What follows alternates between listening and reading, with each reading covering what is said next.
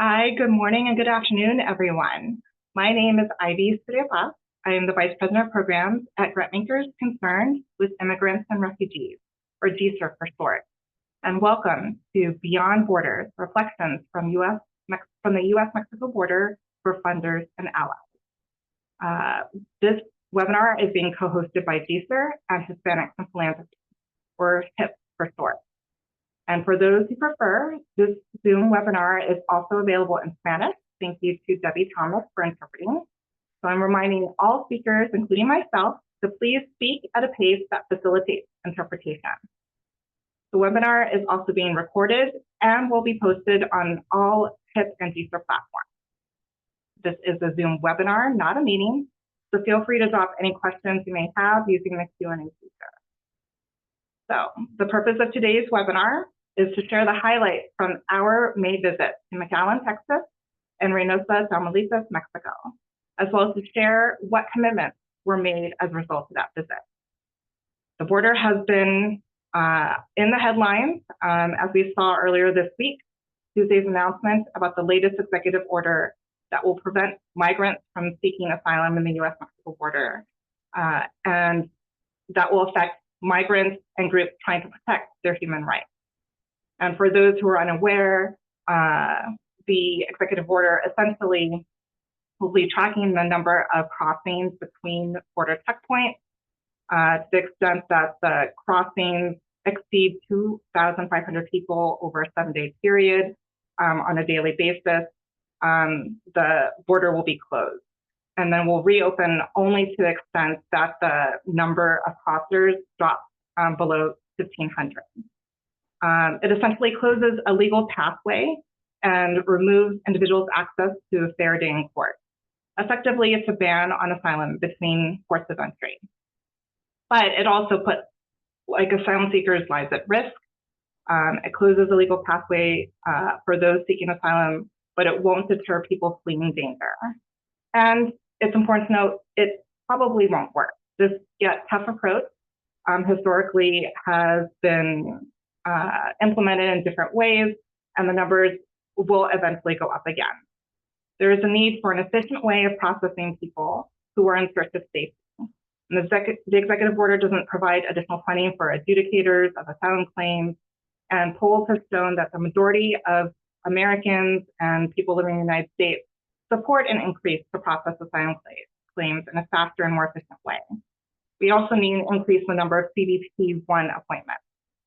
So in the meantime, to highlight for folks, nonprofits and frontline groups are being forced to contend with the fallout of this executive order, battling an already uphill battle of myth and disinformation that migrants have as they prioritize fleeing for their safety and security. And so I want to reiterate for folks the goals and objectives of our visit to McAllen, Texas, and Reynosa, Tamaulipas, Mexico. We want to visibilize the impacts of migration control and border policies, often unilateral, as demonstrated by Tuesday's executive order, and draw attention to the human rights needs of migrants. We also want to uplift pro-immigrant stories and organizations that are working to transform the narrative at the border and highlight the human right to move safely. And finally, we want to amplify the efforts of groups who are led by directly impacted communities and support of populations with intersectional identities, as well as groups that serve the immediate needs with a long-term approach towards building power. So I'm joined today by our visit and webinar co-host from HIP, Andrea Villaseñor de la Vega, who is the Migration and Colibri Initiative Director. And with us are two members of our delegation, Stephanie Acosta, Program Officer at the El Paso Community Foundation, and Carolline Kim, Program Manager at the Levi Strauss Foundation. And with that, I'd like to turn to our panel to give each of you the opportunity to briefly introduce yourselves and tell us how or why you got into philanthropy. And let's start with Stephanie. Thank you, Ivy, for the introduction, and thank you to GCIR and HIP for hosting this trip, but also this webinar to share out our experiences with funders all over. My name is Stephanie Acosta. I am a program officer at El Paso Community Foundation. I've been there for about 3 years now, and I am a native born and raised in El Paso, Texas. And it's just really a great opportunity to work and give back to this community that really shaped so much of who I am. At this time, I manage the Migrant Families Relief Fund and other social impact projects that helps address the unique challenges happening in our community and also across the border in Ciudad Juarez. Thank you so much for having me. Thank you, Stephanie. We're excited to have you. And I'll pass it on to Caroline. Hi all, I'm Caroline Kim, Program Manager with the Levi Strauss Foundation, and I also would love to thank GCIR and HIP for this opportunity and for hosting the trip. I've been a Program Manager with the Foundation for a little over a year and a half, and prior to that, I was in the nonprofit sector in Los Angeles working in the immigrant rights space, and so I feel really honored to be a part of the Levi Strauss Foundation and contribute to the movement in this way. And yeah, happy to have this conversation with everyone. Thanks, Caroline. Andrea? Yes, thank you, Ivy. And thank you, Stephanie and Caroline, for being today with us. And it was a pleasure not to be coordinating in collaboration with GCIR this learning visit. And my name is Andrea Villaseñor. I have been working at HIP almost for 5 years, and during this time, having the opportunity to coordinate and mobilizing resources for our grant making strategies, to support and to be close with more than 100 organizations in the U.S., Mexico, Honduras, Guatemala, El Salvador, and Costa Rica. So thank you for being here. Thank you, everyone. And so we wanted this to be more of a conversation. And so we'll be engaging in hopefully a very helpful dialogue about our visit specifically to South Texas and Reynosa. And so the first question for the group is, what did the group discover or learn during the visit that they didn't know before? Or what did you discover or learn that you didn't know before? And what would make you, how are you responding to GCIR and HIP's call to action to start funding or fund more in the region? And let's start with Caroline.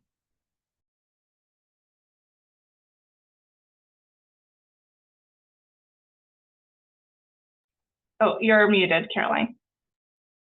Sorry, nervous. I thought I hit the button. So one of the main takeaways I took from the trip was really confirming one of Levi Strauss Foundation's main funding criteria, which is narrative change. A lot of the organizations that spoke during the trip were direct service orgs, which Levi Strauss Foundation does not typically fund, that all said the same thing at the end of every presentation of just saying, we're glad you're here and you're seeing firsthand what it's actually like at the border. It's not like it is on the news. And that really confirmed for me that narrative is important to help, one, just get the truth out there, and also just really help shift hearts and minds, which hopefully will have the potential to impact more equitable, anti-racist immigration policy. So that was my main takeaway. And I'm happy to end there because I could go on. And Stephanie? Thank you. Just to add Caroline's comments, I was really moved by the resiliency in the work that is being led by women, and particularly women of color in the Rio Grande Valley. There is so much need in this border region, and really it's these organizations and women on the front lines leading this important work. They're strengthening the work not only in response to migrant services and needs, but strengthening the work of social services. Ramona Casas co-founded Arise just at the age of 23. Lupe is working on incredible work led by Tanya on community organizing. Amber is leading incredible work in housing with Proyecto Azteca.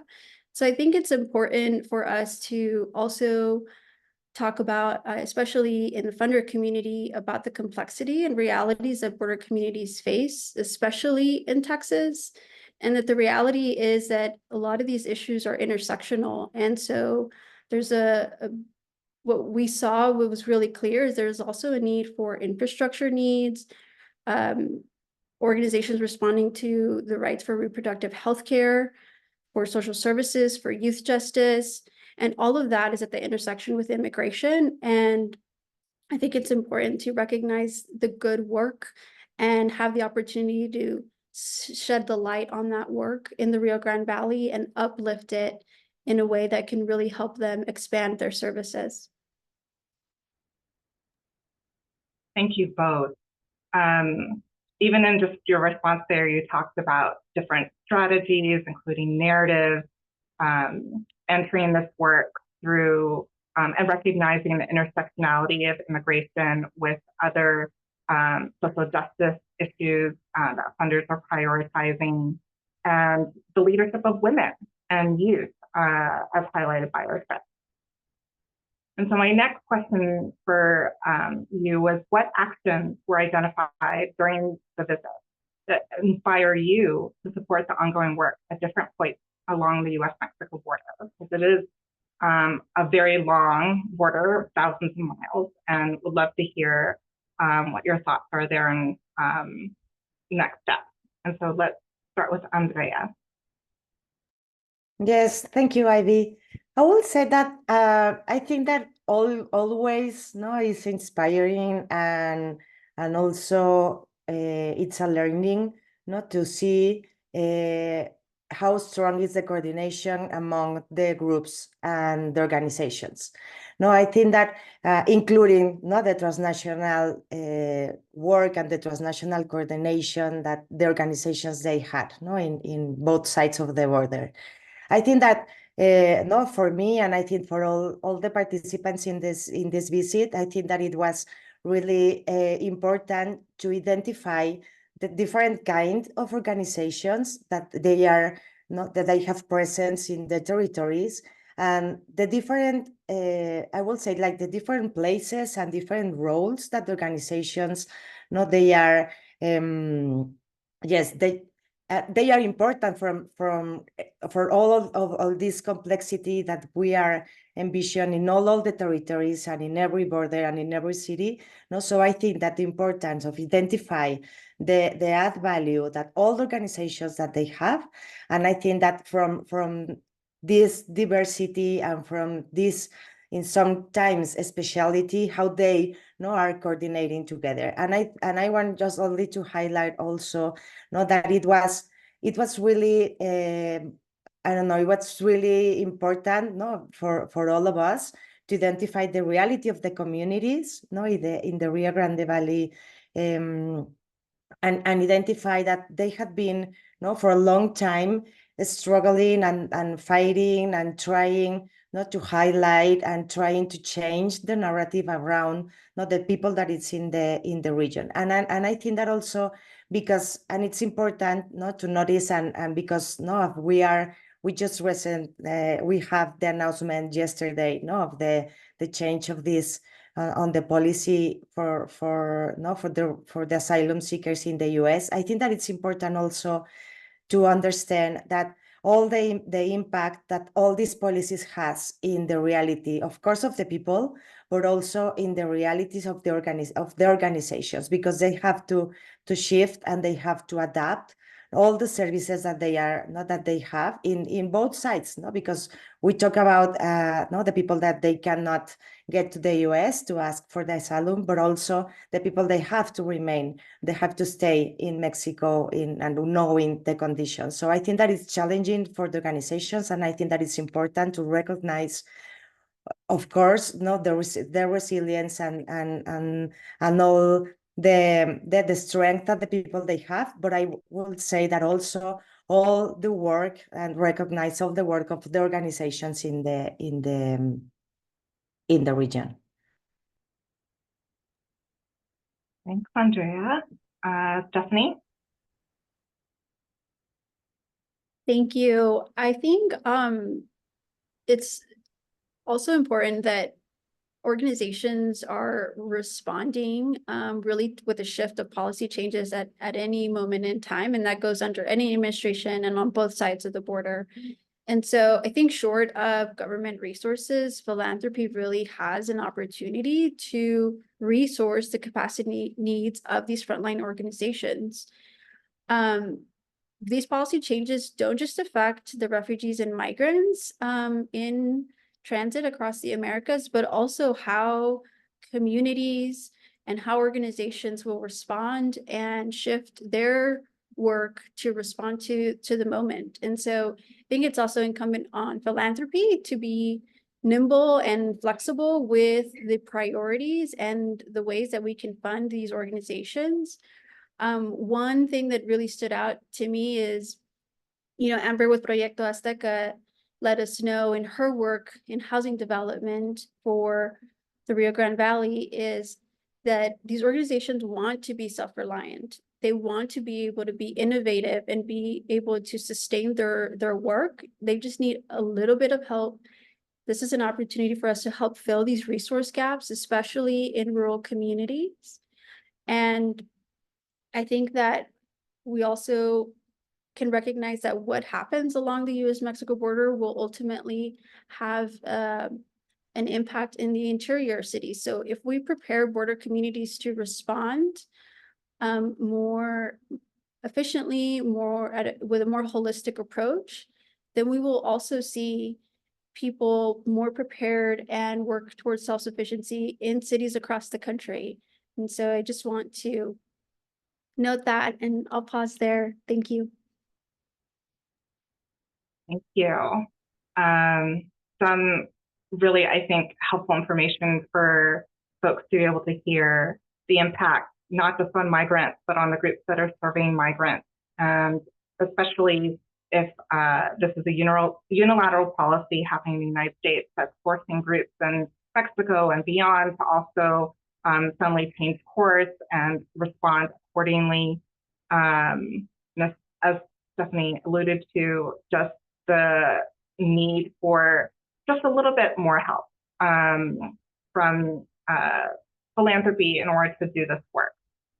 There was a loss of funding to the region for groups who are supporting migrant communities on both sides of the border a few years ago, and that dearth of resources has really impacted the groups who are trying to support and serve these communities and populations.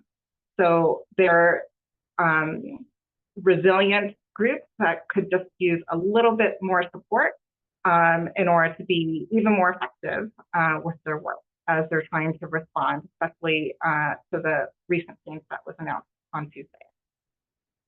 And so just to expand or pull back a little bit our conversation on the border, Stephanie, being at El Paso Community Foundation, would love to hear from you, your perspective on how, seeing the other parts of the border, specifically El Paso, what are the similarities or contrasts compared to the visit that we had to South Texas and Reynosa? Thanks, Ivy. Yeah, I think with the 2,000-mile U.S. Mexico border, it's important to recognize that every border community has its unique challenges and also unique opportunities, and the way both communities from U.S. and Mexico are responding. What I do see in a lot of similarities with El Paso and McAllen and Reynosa and Juarez is that our communities are very far away from the capital in Texas. El Paso is closer to 3 other state capitals, Santa Fe, Arizona, state of Chihuahua, than we are in Austin. And so the similarities is that I really saw the McAllen community, much like El Paso, really lean on each other and work together in collaboration to really support the community and expand the work that they can do together. We saw the shelters in Reynosa really work with the community and work in coordination with McAllen-based organizations as well. And I think that that is really something to think about as funders. How are these organizations working in collaboration with each other that is really scaling the impact for that community? And so that was a big similarity for me. Some distinctions, just the geography. I recall a meeting with Arise and the briefing and letting us know that the Rio Grande Valley is in fact not a valley, but a delta. And the McAllen is surrounded by the colonias. And while it does have over 800,000 people, much like El Paso, it is far more rural and a lot more colonias than El Paso does. And so I was really grateful for this trip and this opportunity to learn and recognize that while we are in Texas and while we are border communities, there is a lot of distinctions and a lot of similarities, but that we can really work together. Thank you, Stephanie. It's really important to understand the vast diversity of the border that we share with Mexico. Now, as you pointed out, how rural it is compared to, say, the San Diego, Tijuana port of entry. And there are different needs. And the groups nevertheless have communities that they need to serve, and they need to be resourced properly in order to be able to do that work effectively. And same for the other side of the border with Reynosa, how they've really taken into account this idea of it takes a village and working together as a community to support those who are on the move, and really appreciate your perspective there. So shifting to the different strategies that funders can take. And Carolline already alluded to this a bit in her opening remarks. What are funders doing beyond direct services or material relief at the border to support systems change or narrative work, narrative change work? So let's start with Carolline, and then we'll transition to Stephanie. Thanks, Ivy. I think, discussing narrative change and other strategies, and something I forgot to say in my opening remarks because I was kind of nervous, is I think for funders and other people working in this space, it's really important to be bold and innovative and really get creative with how you define your strategies. One of the most impactful things for me was going into Reynosa on the trip and visiting the shelter and talking with the residents there and the migrants and hearing about their journeys firsthand. I still remember the family from Venezuela that we met and how the father started sharing his story and started with just a really horrible experience of losing their 10-year-old son in the jungle. And thankfully they found him the next night, and it's a miracle, but that there was still so much more after that. And they had so many other horrible experiences in Mexico. And I still remember him saying, no one warned us about all of these things that are happening and that this is what it's like in Mexico. And that again reinforces the importance of narrative and different audiences and really needing to combat the mis and disinformation that's out there and that migrants are really susceptible to. And so for me and for the Levi Strauss Foundation, I think when we look at narrative change organizations, I'm really looking at how we can fund groups that are bold and innovative and really make the most impact, and have the potential to impact immigration reform and policies that do affect actual people's lives. Refugee Advocacy Lab the other day gave me a really fascinating statistic that they pulled polling data from, I have to look it up, the Lab and Data for Progress, that did a study and surveyed U.S. citizens. Over 70% of them are supportive of U.S. refugee resettlement, including Republicans. And that percentage jumped up to 89% supportive of this program if they knew a refugee personally. And that's where I think the narrative piece can play a huge important part and set that foundation to change people's hearts and minds through not just the news, but video games and storytelling, and through the work of these organizations. And I think a great opportunity for funders is to really get creative and fund those groups and talk to those groups and find those groups and work in collaboration with other funders to find and support those communities and organizations. Caroline, Stephanie? Thank you. I think something that we're doing at the El Paso Community Foundation that's really important is we're shifting the response, for example, with the Migrant Families Relief Fund, from just responding in a emergency basis and a rapid response, short-term distribution, and really moving into long-term and sustainable fund. And I think when we also shift the narrative, not only about the border, but also shift the narrative in philanthropy from an emergency response to an effort that really needs to be long-term investment and long-term impact, we will really begin to see our communities thrive and trust them with the work that they are already doing, and already doing incredible, important work for very vulnerable people and putting themselves at risk in many situations. But we will also begin to see that shift too. So with the Migrant Families Relief Fund in El Paso and Ciudad Juarez, we work in coordination with the nonprofits, with the shelter network, with our local governments, to really ensure that our funding distributions doesn't just help one organization, but it really has an impact on the entire ecosystem in response to immigration legal services, to housing needs, to basic needs, and opportunities for migrants to thrive and be able to relocate to interior parts of the community. And so that's something that we're doing to really help support systems change.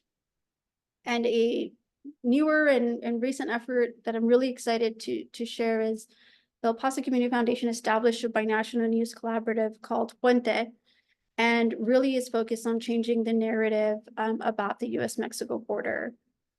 Alfredo Corchado, a former writer with the Dallas Morning News, is the executive editor for Puente News Collaborative, and really working with local journalists, with people from the border, telling the stories, making sure that our stories are reflected in local news. And I think at a time where we're also seeing layoffs from national media outlets, I think also earlier this week, we saw an immigration reporter recently laid off, and there's a decline in revenue in for-profit newsrooms. So we really need to invest in local journalism, because that's where we're going to uplift the stories that are happening in communities like McAllen and Reynosa, Paso, and Juarez, and beyond the U.S. Mexico border. And so I think really thinking about this work in a holistic manner is something that we're really working on at the El Paso Community Foundation. And I'm really excited about the work of Puente News Collaborative to help work on this narrative shift for the U.S. Mexico border. Thank you. And I think Andrea wants to add as well.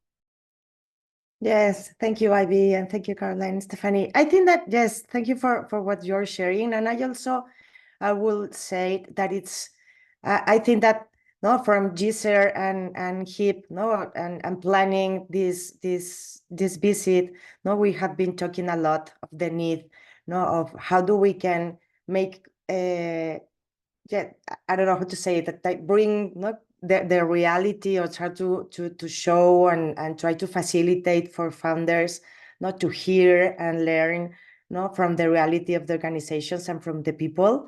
And Stephanie mentioned all the complexity that it is in all when we talk about migrants and refugees and the narrative. So I think that I will say that from HIP and from GCIR, I think that we are trying not to make an effort. So how do we can be like a bridge among the work and the challenges that the organizations that are facing, so to bring for funders also these realities. And I think that also it's an effort. How do we can change the narratives also based in the realities of the people and the organizations, not that they are in the front line, and the people, of course, they are living and they are living the realities and all the changes that they are having. So I think that it's like another thing from the philanthropy, and in particularly from our roles and from our participation. I think that it's important. How do we can also contribute for a major coordination among philanthropy? How do we can continue saying that it's really important to support the organizations supporting the rights of the migrants and refugees in the U.S. and in all the region? Thank you, Andrea.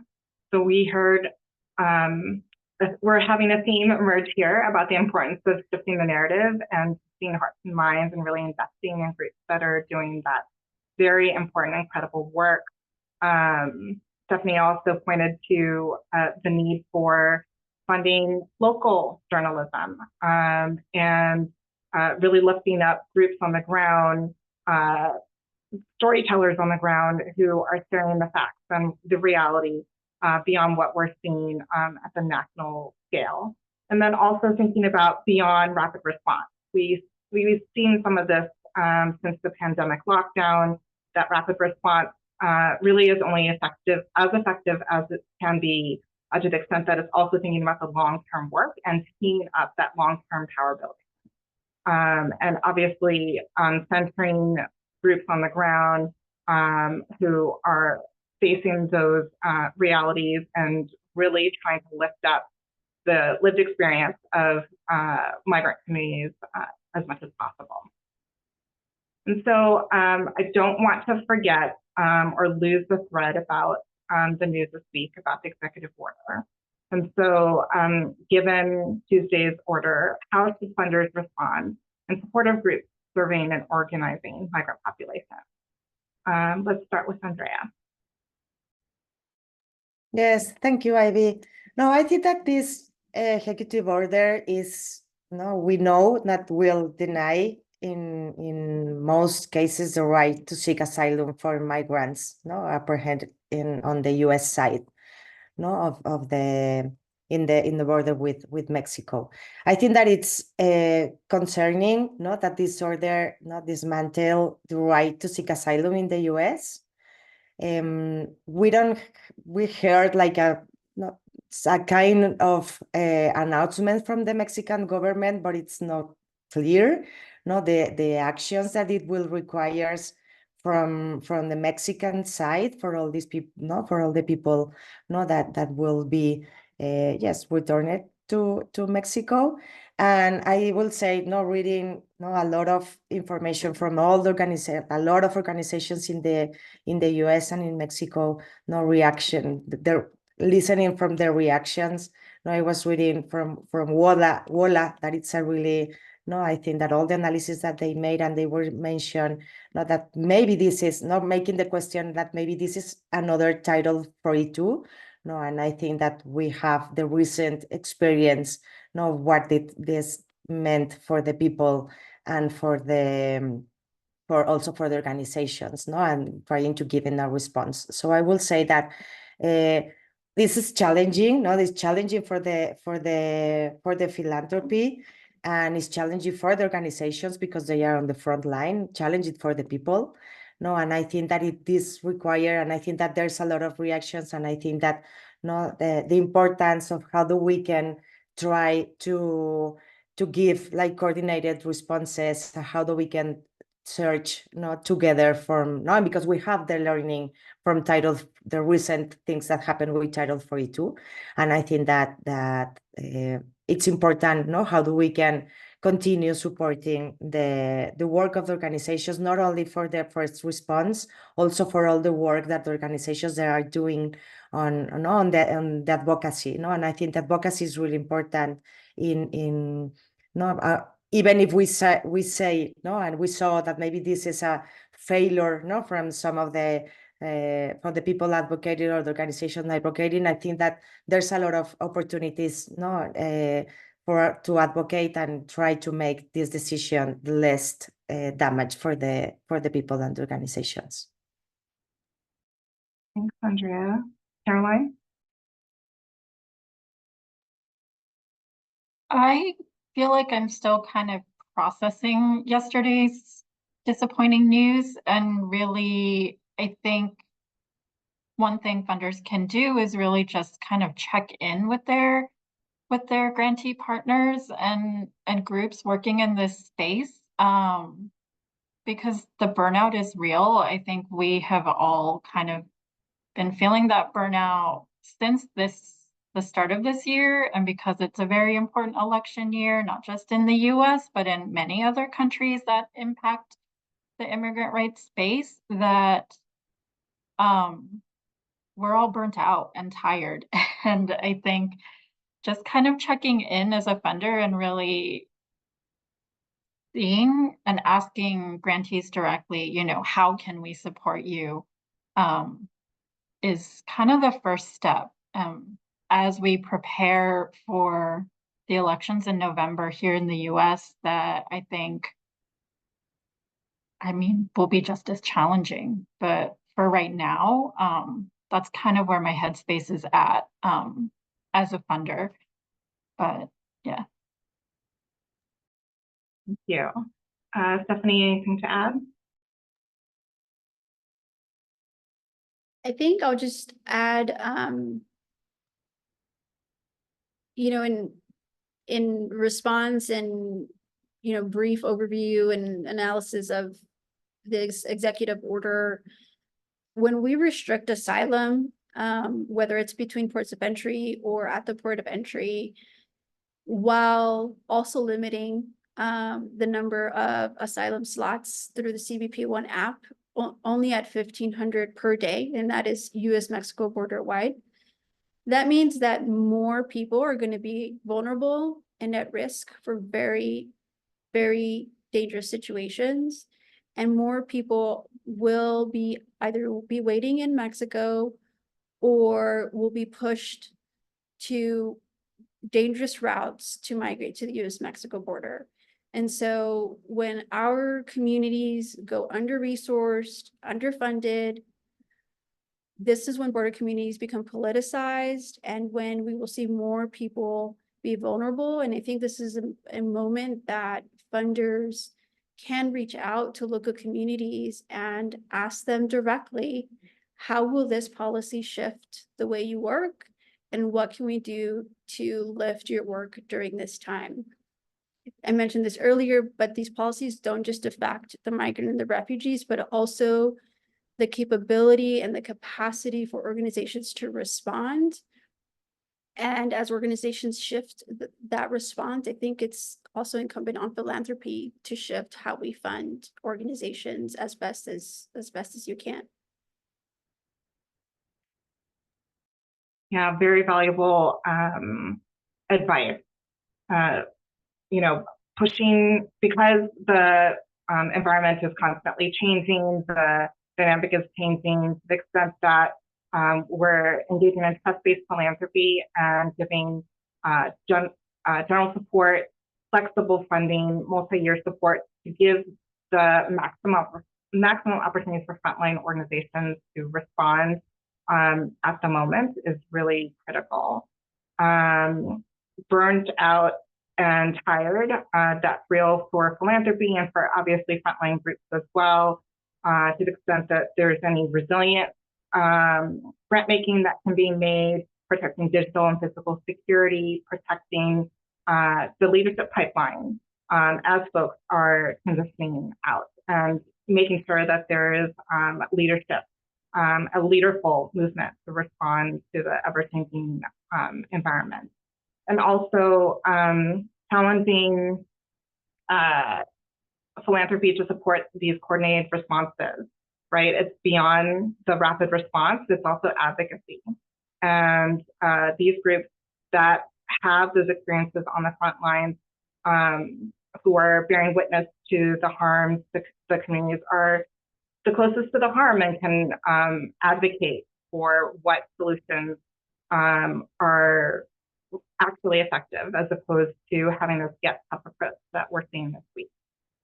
And so with the couple minutes we have remaining before we turn to questions from the audience, curious to hear from all of you, what are the next steps?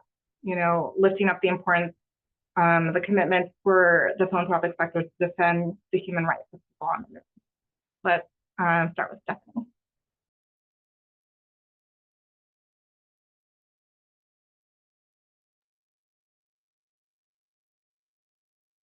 Thank you, Ivy. I think I would, invite funders to visit U.S. Mexico border communities more. I think if we are going to really disrupt these misconceptions, we have a shared responsibility to do this work and not leave border communities to do that work alone. And so a theme that came up a lot in our trip was, what can we take back to funders, and how do we keep this issue really top of mind and important for funders to invest and to support this work?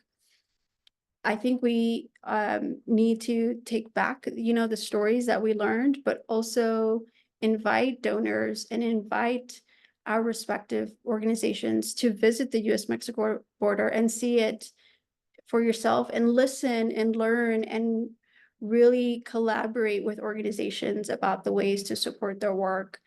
I think also it's really important that if funding, while I would argue is the best way to invest and support, also think about leveraging the resources to these communities, whether that is your network or whether that is other foundations. Like, this is an opportunity for philanthropy to work together. And if it's not your foundation that can make a direct donation, how can we leverage the contacts that we have to support this work and really work together on this effort? Because we're not going to be able to do it alone. And this is really an opportunity to come together. Yeah. Caroline?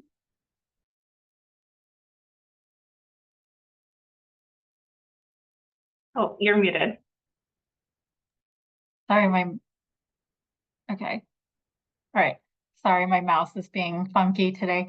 I second everything Stephanie just said and what Andrea also said throughout this entire webinar. I think kind of the next step for funders is really to network more and reach out and engage and visit the border, and also be creative. I think for the Levi Strauss Foundation, we really are looking at spaces where we can make the most impact, and Texas obviously is, and the U.S. Mexico border is a really important kind of hub within that space. And what I learned from this trip is the importance of funding in kind of overlooked rural communities and with smaller grassroots organizations that sometimes aren't visible to funders. I think one of the groups that presented on the trip, Texas Civil Rights Project, are a great kind of partner to work in collaboration with these smaller groups. So I would say for funders, reach out to your networks, talk to HIP and GCIR and get connected and get suggestions and connections, and see where you can fund, and like Stephanie said, maybe in collaboration with other funders. Thank you. Andrea? Yes, also agree, and I don't want to not to to repeat, but I will say that next step, I think that we need more and more resources and for long-term funding.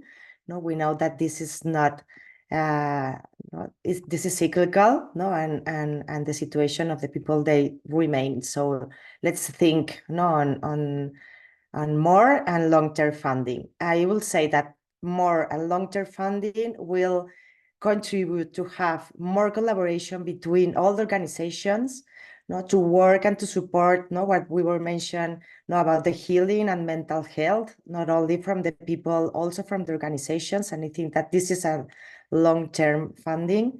And I will say also that the long-term funding and flexible funding, I think that it also facilitate for the organizations, so they can make also decisions, on the way, that the organizations, they want to bring the services for the, for the people they are serving. And also, I will say that more, complementary and more collaboration among philanthropy based on the organization needs. And thank you, Caroline, for mentioning that we are open, to discuss for everyone.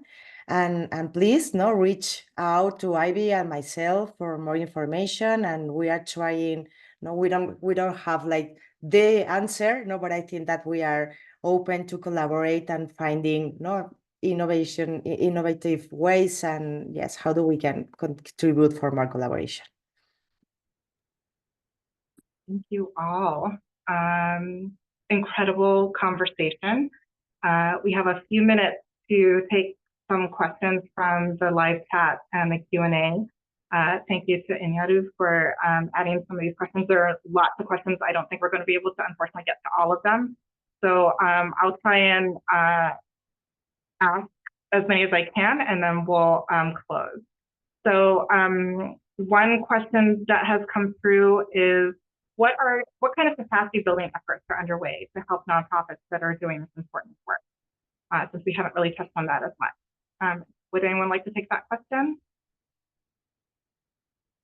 Again, this is regarding capacity building. For who was the question, Ivy? This is for anyone. What kind of capacity building efforts are underway to help nonprofits doing this work? I can try to answer that. I think Andrea already said it in her previous answer, but it's leaning into more trust-based models of giving. Levi Strauss Foundation, we offer multi-year general operating support to try to support that long-term capacity building. We also focus on leadership development, funding, and organizational strengthening. We really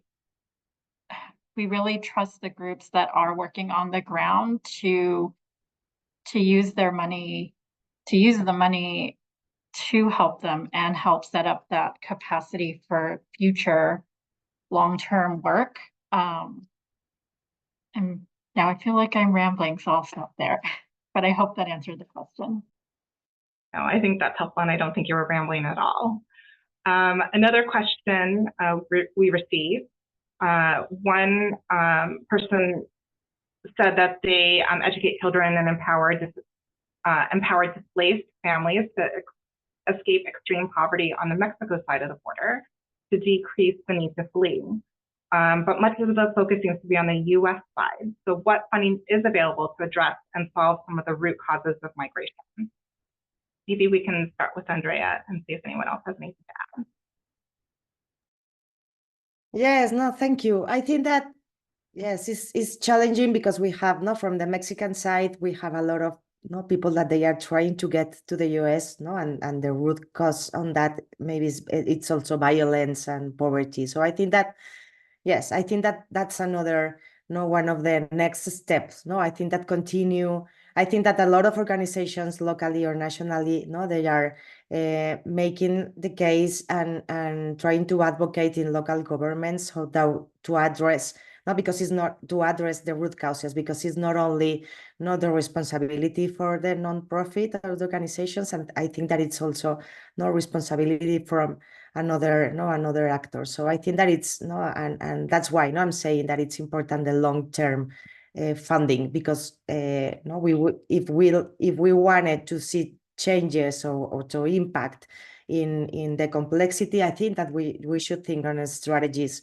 for long term. And I will say long term and also flexibility, because we know that things are changing, and I think that the strategies and the funding, they have to be to have the possibility to make decisions and change from all the different actors. Thank you. Anything else to add to that question, or shall we move on?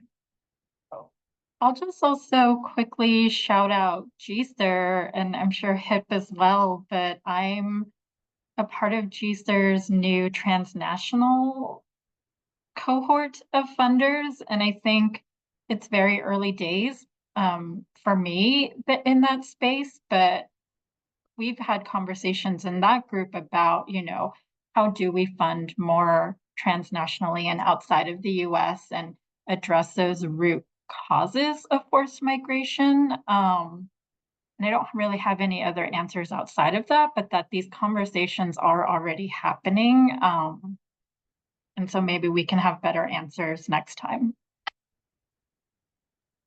Thank you. And sometimes those questions invite more questions, particularly as we're trying to learn and unpack the complexity of those root causes. Another question that has come through, many funders for the last decade have pushed for federal immigration reform, but there seems to have been a shift to more state work in the funder community. So what are your respective institutions focusing on now?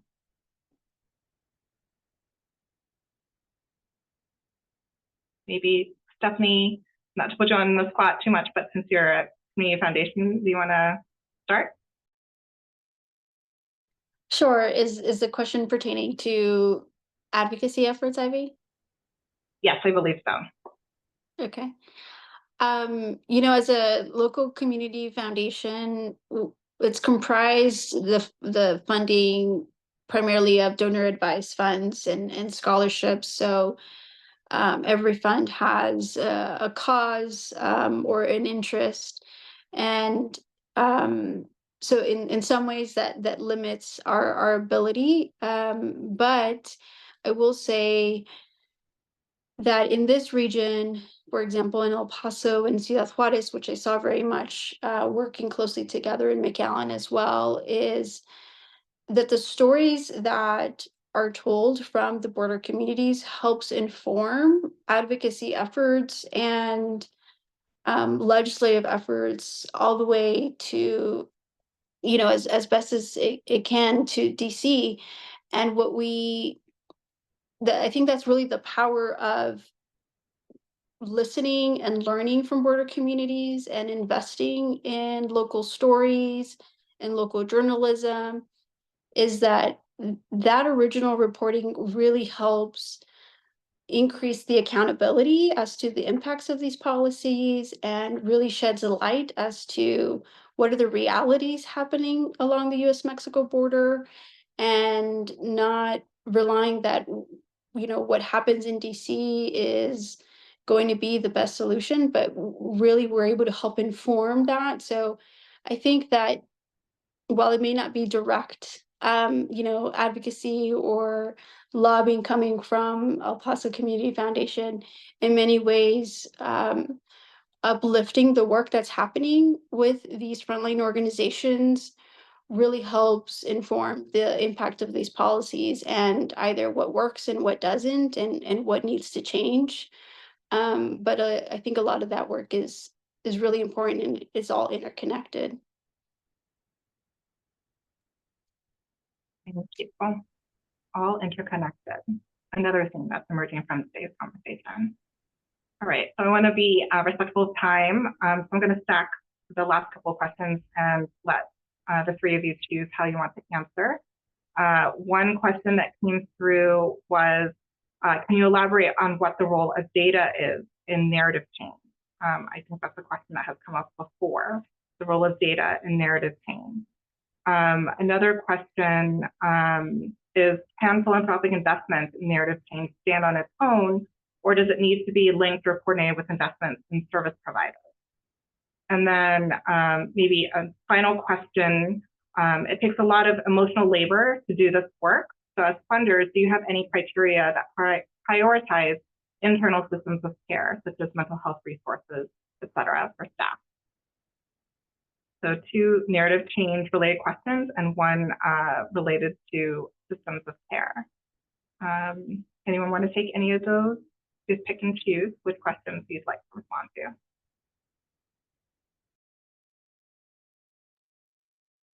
I'll quickly try to answer the narrative change and data piece, because that is also something I've been thinking about a lot this year. And really, I think the narrative and data go hand in hand to make the most impact, and to have tangible proof that the narrative change work is effective.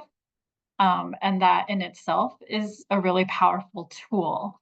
So I don't have specific examples offhand, but that is something I am kind of prioritizing and looking at when I'm talking to prospective grantees working in narrative change is,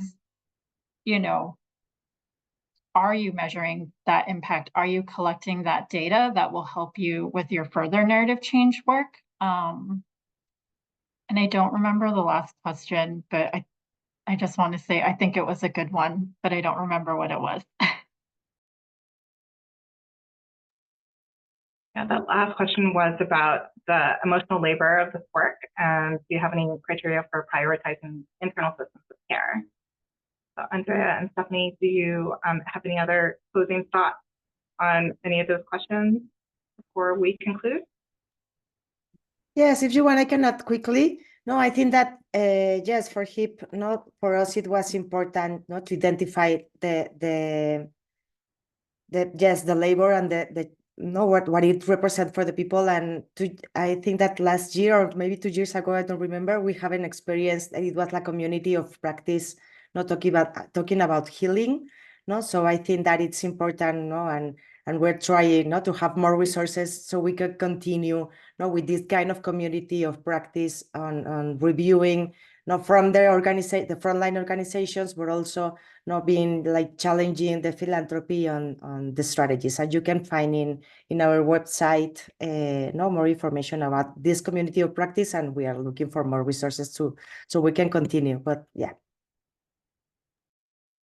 Thank you. Nice and concise, Andrea. And thank you, Andrea, Caroline, and Stephanie, for, I think, what was a really provocative conversation, ranging from the obvious need for narrative work to dispelling misconceptions about the border, specifically highlighting the rural identity of the Rio Grande Valley, South Texas, Reynosa, Mexico, and McAllen, Texas. So really appreciate your thoughtfulness about the work that needs to transition from funding in a rapid response posture to long-term, really trusting groups on the ground who are familiar and grounded in the lived experiences of the populations that they're serving, but how to support these communities.